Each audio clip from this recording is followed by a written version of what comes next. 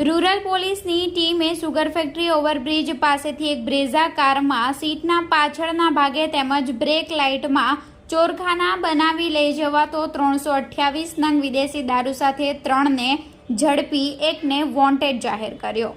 તારીખ 8 ઓગસ્ટ ગુરુવારના રોજ 12:45 કલાકે નોંધાયેલી ફરિયાદની મળતી માહિતી મુજબ રૂરલ પોલીસની ટીમ પોલીસ મથક હદ વિસ્તારમાં પ્રોહિબિશનના ગુનાઓ શોધી કાઢવા માટે પેટ્રોલિંગમાં હતા।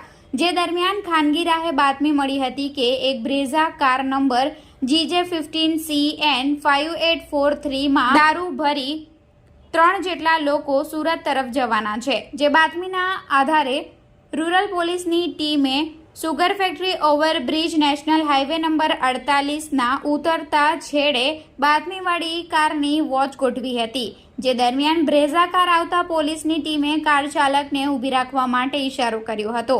કાર ચાલકે કાર સાઈડે ઊભી રાખતા પોલીસની ટીમે અંદર તપાસ કરતા કાર ચાલક સાથે ક્લીનર સીટ ઉપર એક મહિલા તેમજ એક અન્ય ઈસમ જોવા મળ્યો હતો। ઉતારી તપાસ કરતા કારના સીટના પાછળના ભાગે તેમજ બ્રેક લાઇટમાં ચોરખાના બનાવી તેમાં દારૂ સંતાડ્યો હોવાની માહિતી મળી હતી। જો કે ત્યાં કાઢવું હિતાવહ ન હોય, જેથી પોલીસ મથકે કાર લાવી દારૂની ગણતરી કરતા 328 નંગ વિદેશી દારૂ મળી આવ્યો હતો।